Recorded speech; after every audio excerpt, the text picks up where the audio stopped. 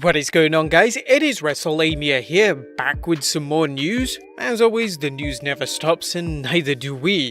Join us now as Wrestlelamia looks at the wildest wrestling news and rumors you need to know, including what wrestlers are scared to tell Randy Orton, Kevin Owens posts a heartfelt message, Becky Lynch wants to come back, and much more. Be sure to subscribe and hit that notification bell for daily wrestling videos. Now let's hit the intro and get into the news.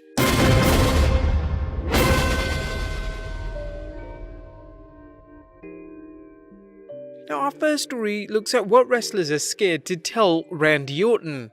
Now you might disagree, but right now Randy Orton is at the best he's ever been. Whilst he's been known to phone it in a couple of times during matches, right now he's the best of both worlds. He had an awesome match with Edge at Backlash, which shows he's killer in the ring and on the microphone. Like any superstar though, Randy makes mistakes in the ring, but very few wrestlers will call him out on it simply because they're afraid of him. However, Dolph Ziggler is not one of them and spoke on this in a recent interview with Sports Illustrated.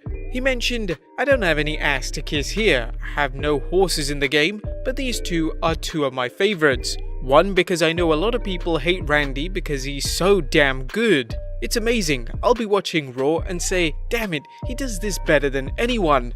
It makes me so mad. There are only a handful of true naturals and he is one, and I hate that.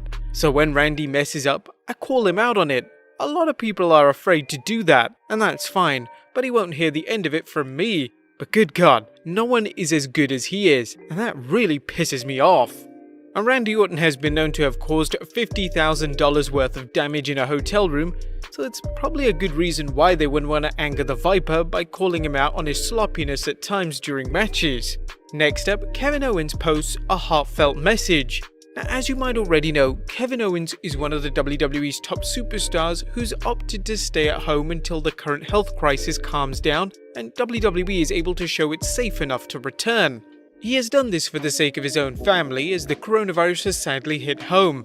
Owens revealed that his wife's grandfather recently passed away from the virus and weren't even able to attend the funeral due to safety. Whilst there have been many people who are outspoken on wearing a mask, as they feel it infringes their rights, former WWE wrestler Low-Key, who had made a controversial statement recently, but Owens outlined that it's not just for their safety, but for others around them. Here are a few highlights from that message. A little over a month ago, my wife lost her grandfather to COVID-19, and it was awful to see it happen. He was a sweet, kind man, and while he was elderly, he was still taken too soon from us, because if it wasn't for this virus, he'd still be here. And seeing her go through that, seeing her family go through it, it was just so terrible. We had to watch his funeral on Zoom. We had to see the effect it had on her mother, my mother-in-law, who wasn't even able to give her dad a proper goodbye. It was just really awful. And that story is one among thousands like it, of people who lost loved ones in a really tragic way and experienced really awful pain when it could have been avoided.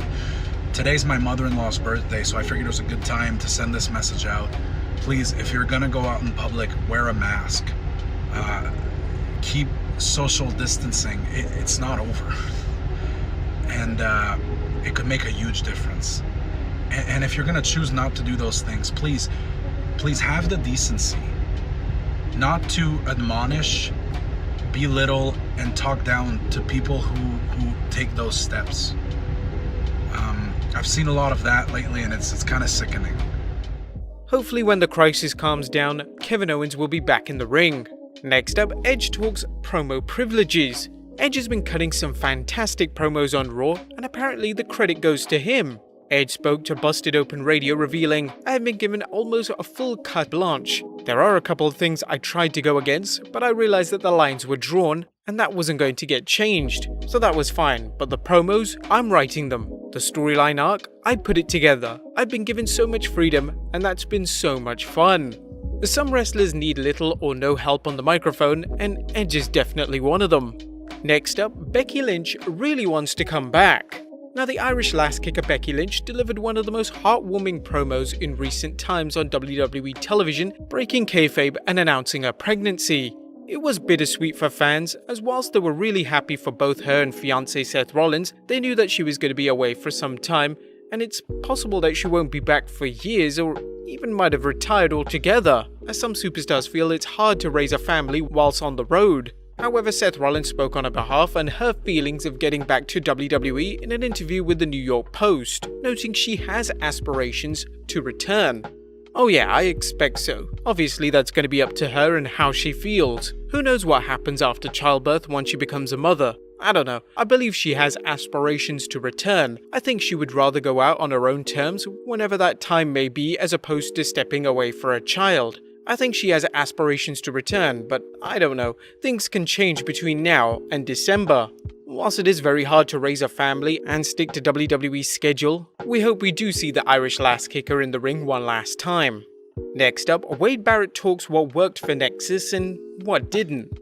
Stu Bennett, who worked in the WWE as Wade Barrett, recently spoke with WrestleZone's Bill Pritchard. Amongst the subjects was Barrett's debut in the Nexus and why their debut was so riveting. The biggest strength was the shock factor of that. That day we attacked the ring, I think there was a level of believability to it, and after we attacked and ripped the ring apart, we beat up John Cena. We came to the back as a group. The carnage in the ring and the looks of the people in the crowd, and there was a combination of both shock and fear on the faces in the crowd. It's very rare that you can get that level of visceral, very real reaction from a fan base. That's why people still talk about it to this day. It was so shocking. It was so unbelievable. Bennett discussed why the Nexus imploded, and like most individuals' take on it, it all boils down to one thing. In terms of it falling apart, I don't think storyline-wise it was the right thing to lose at SummerSlam. For example, I don't think it necessarily had the support of certain people in management, certain people writing the show that it would have needed to last longer than it did. Now, if you've been watching our videos, the Nexus was slated to return at WrestleMania 36 for a segment during the Firefly Funhouse match. Whilst we'll probably never see the Nexus in the WWE again, it would be great if they could return for one last moment. But speaking of past members of the Nexus, Ryback believes Rusev is going to AEW. While former WWE superstar Ryback usually spends the majority of his free time bad-mouthing the WWE, focusing on Vince McMahon and Triple H with occasional digs at CM Punk, well, at least it seems that way, he recently offered some advice for AEW to help boost its ratings for Dynamite. On his latest Conversations with the Big Guy show, Ryback shared his thoughts on AEW and why Rusev will be joining. I love what they're doing. They would do nothing but benefit from adding the right people added into that roster as they continue to go along, and I think Rusev is going to be one of them. I really do. You bring a guy like Rusev that has millions of followers on social media, and you say you're going to get a small percentage of that. Maybe you get 30,000 people that are watching that weren't watching before. That's 30,000 more people that are watching with that guy on television. Ryback discussed Rusev's potential benefit to AEW further, saying, maybe it's higher, I don't know, but you have to look at it like that, where you can get new eyes and those new eyes will become fans of the guys who you have and become familiar with them. You just continue to build, because I think AEW has the potential to surpass WWE in time in the ratings on the Raw and SmackDown side of things. They're just so early on, so we kind of just have to wait and see. But they're staying on top for the time being. 15th July is the date when wrestlers the WWE released on 15th April will be able to wrestle. Do you guys think Rusev should work in AEW? Let us know in the comments down below. And finally, Jim Ross reveals if anyone backstage liked The Ultimate Warrior. While The Ultimate Warrior eventually entered the WWE Hall of Fame, it's nothing short of miraculous given all the burnt bridges in his WWE career. During an episode of his Grillin' JR podcast, Jim Ross discussed why the Ultimate Warrior was so disliked backstage. He always acted like he was gifting us with his presence. That's just not how you build camaraderie or a support system. He had to understand the fewer people he pisses off, the better his matches will be. According to Ross, the Warrior's request for his own locker room, private flights, and other efforts to stay away from other wrestlers did not endear him to fellow wrestlers.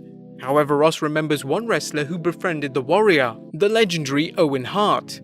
Owen liked everybody. Owen could also see when someone was struggling. Owen was willing to help anybody, and he saw that Warrior had potential and could draw everybody money. Owen was trying to be a great teammate and help this guy be better accepted by his peers.